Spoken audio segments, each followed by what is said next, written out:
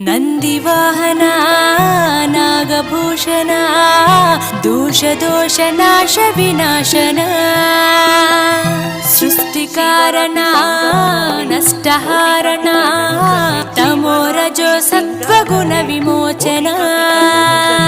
మాఘమాసమున కృష్ణ పక్షమున చతుర్దశి నడి జామురాతిరిన మహాలింగమే ఉద్భవించెనట బ్రహ్మ విష్ణువుల అహం అనిగెనట సృష్టికి మూలం నీవని తెలిసి సాగిలబడి నీ మహిమకు మొక్కే అదే మహాశివరాత్రి వెలిసెనట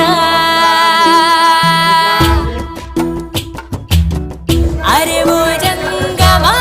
విభూతి లింగమా పక్కన పార్వత